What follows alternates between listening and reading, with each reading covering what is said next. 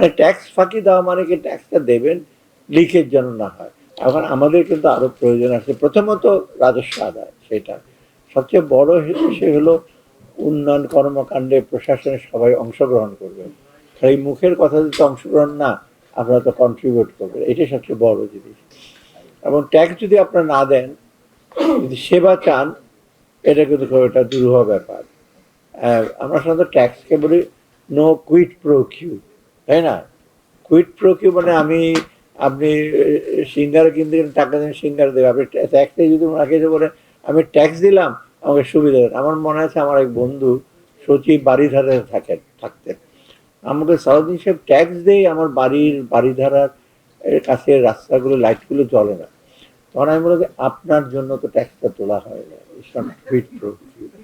এইটা ট্যাক্সের খরচ করবে, রামপুরে লাইট নাই, সিওয়ার নাই, ওর জন্য আপনি কি করে এক্সপেক্ট করেন আপনি দেবেন আপনার এবিলিটি টু পে ওর আছে, এবং এটা অংশগ্রহণ করে অনেকের ধারণা আমি দিচ্ছি টাকাটা সার্ভিস। তবে অনস্বীকার্য সবাইকে সার্ভিস পেতে হবে, ধনীরা সার্ভিস পাবে মানে ইনডিরেক্টলি ডিরেক্টলি অলসো, কারণ তাই না? অতএব সবাইকে কিন্তু আমি অনেকটা বলে সর্বজনীন এতে ট্যাক্স দিতে হবে। তবে ট্যাক্স মানে কি সবাই যারা ট্যাক্সেবল ক্যাপাসিটি নাই বা থ্রেশহোল্ডের নিচে জোর করে দেখে ট্যাক্স আদায় করবে সেটা না, এটা এক নাম্বার। দ্বিতীয়টা হলো ট্যাক্স যেটা সরকার কালেক্ট করে এখন অনলাইন বেশি করে এমফেসিস দিচ্ছি, অনলাইনে চেহারা যখন না দেখে অফিসারের তখন তো স্বাচ্ছন্দ্য অনুভব করে আমি দিচ্ছি। আর চেহারা দেখা মানে কি জানেন তো অনেক রকম। আমি তো 5 বছর কানাডাতে স্কলারশিপ পেলাম, আমি একদিনও শুনি নাই কোনো ট্যাক্স অফিসের চেহারা দেখি, কোথায় ট্যাক্স অফিস তাও জানি না। ট্যাক্স ফাইল করতাম, মাঝে মাঝে ফেরত আসতো টাকা, যে তুমি তো $500 বেশি দিয়েছো। আমরা একটু আশ্চর্য, কি ব্যাপার, চিনলাম না জানলাম না, ফর্ম ফিল আপ করে টাকা ফেরত আসছে। মানে এত ট্রান্সপারেন্ট, এত মানে স্বচ্ছতা। আমেরিকাতে তো আরো বেশি, তাই না? ওইখানে আপনি চিনবেন ট্যাক্স অফিস কোথায়, হয়তো আটলান্টার একটা জায়গা আছে ট্যাক্স, তাই না, অফিস, আরেকটা জায়গায় আছে ওদের প্রসেসিং। ওই সবই ওয়াশিংটন ডিসি আর নিউ ইয়র্কে কিন্তু সব অফিস না, আমরা জানি আমেরিকায় খুব ডিসেন্ট্রালাইজ কিন্তু ভেরি অটোমেটেড। আর ওখানে ট্যাক্স ফাঁকি দেওয়া আইআরএস এর মানে বিশেষ করে ইনকাম ট্যাক্স ভেরি ডিফিকাল্ট ওখানে ইস্যু করা, দেয় ভেরি রিগোরাস।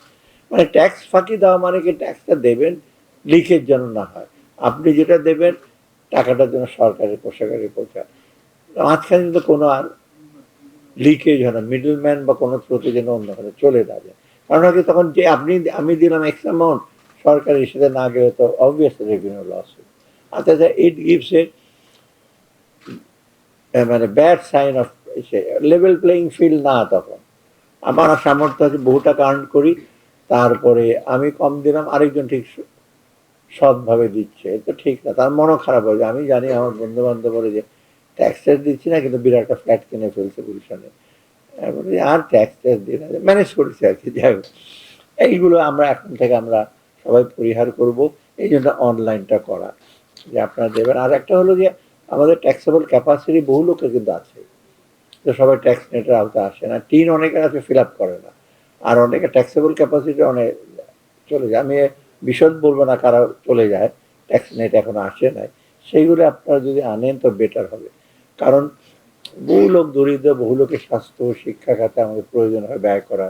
আমরা তো করে বড় করে মানে আপনার সঞ্চয়পত্র নিয়ে আর বাইরের থেকে বড় করে টাকা দিয়ে তো আমরা আমাকে চালাতে পারবো না।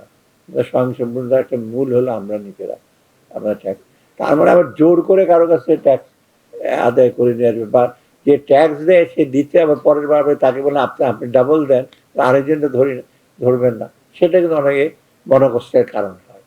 অতএব আমি আশা করি আপনারা যেহেতু এটা সিস্টেমটা আমি আমি কমপ্লিমেন্ট অভিনন্দন জানাই এনবিআরকে যে আপনি এটা শুরু করে মোটামুটি ঠিক সময় একটু ইস্যু হয়েছে, বাট স্টার্টিং পয়েন্টটা